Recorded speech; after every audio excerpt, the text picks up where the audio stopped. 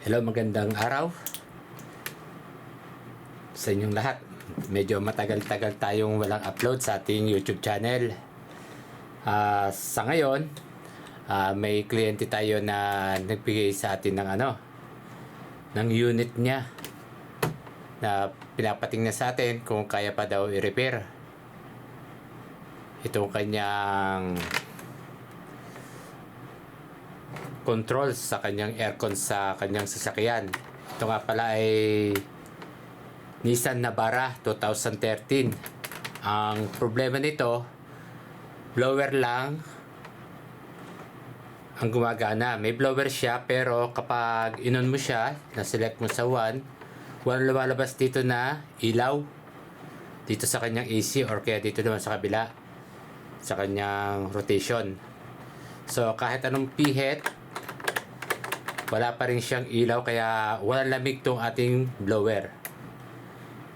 Ngayon ay subukan natin na ito i-trace kung anong possible na sira nito.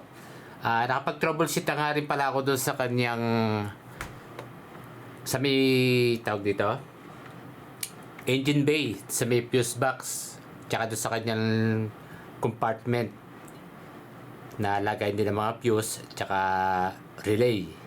So okay naman siya, wala naman akong nakitang sirang fuse or kaya may problema yung kanyang relay, kaya ang suspect natin ay dito. So try na natin.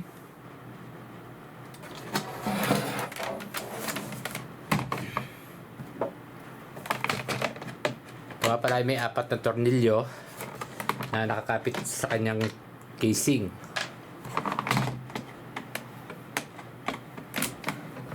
Tapos meron pa tayong tatanggal ng tornilyo para makita natin yung mismong laman nito.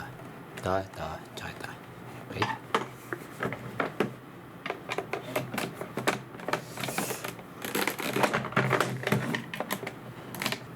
So ayan. Yan yung mga parts ng kanyang control. Diba? Problema nito, walang indicator ng ilaw dito sa AC control. Kahit anong pindutin. Tapos dito rin sa kanya heater, sa rotation. Tapos kahit i-switch, walang kailaw. Kaya walang lamig. So ngayon, wala naman tayong pamalit dito sa mga IC na nandito. Kaya ang suspect natin ay itong mga capacitor na ito. Yan. So ngayon ay umorder na ako sa online, Shopee. At ito ay nagkakahalaga lamang ng wala pang 200. Ito, mga capacitor.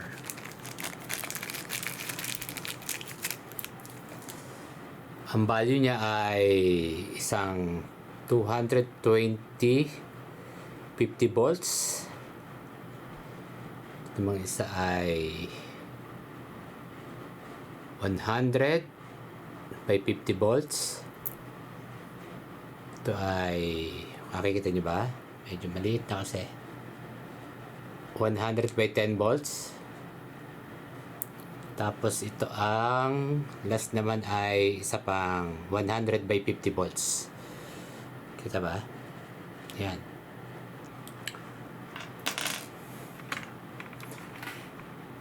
Ayan, bali ang ating papalitan, itong 4 na to.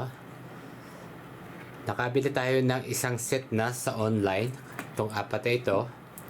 So ngayon, hindi natin siya ititrace pa, kundi palitan na lang natin ng bago. Mga bagong capacitor. Okay?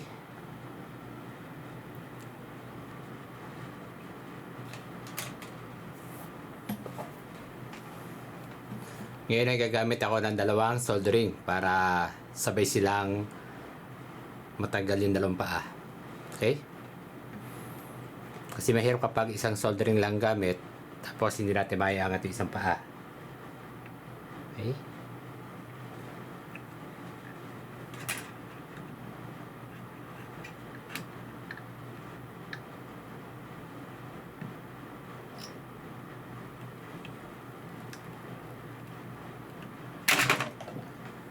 Oh, sorry.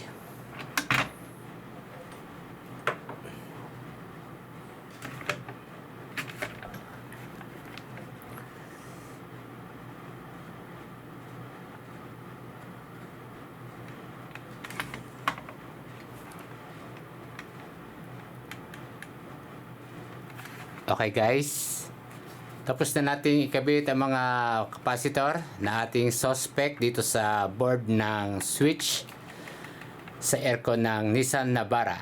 Ang ating nga palang pinalitan na itong capacitor na ito, ito at ito. Bali, 4 siya. Ito ay nabili lang natin sa Shopee.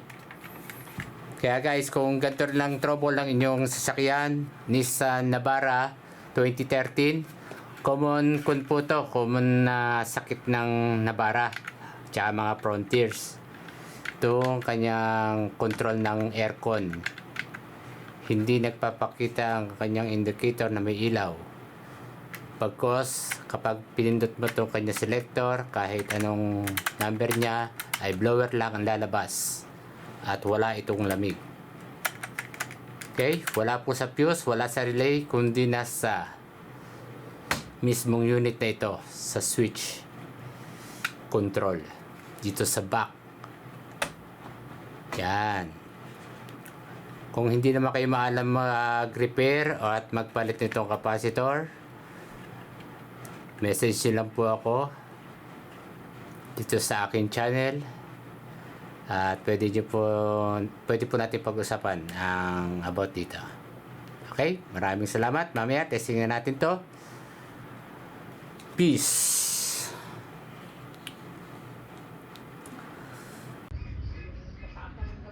Ito ang Nissan Navara 2013 model.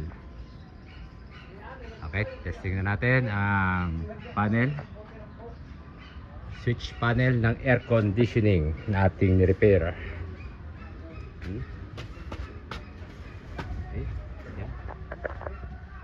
Ayan, bali naikabit na natin to, nailagay na natin.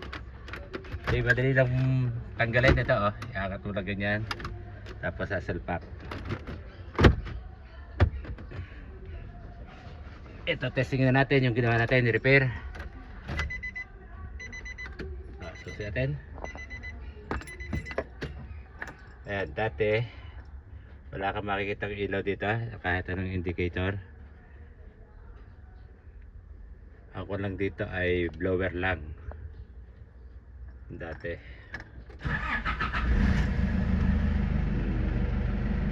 Itong AC control, dapat may ilaw yan kapag nag-switch tayo sa 1. Yan, magana na siya. May lamig na agad, oh. Diba? Lahat magana na. Yan yung mga common issue ng Navara. Ang karaniwan na yan. Kaya nare-repair pa yan, kaya huwag kayo bibili ng mismong unit na to. Kung titingin kayo, nasa 8,000 din yan. Sayang ang pera. Okay? Hanggang sa muli. Salamat sa panonood.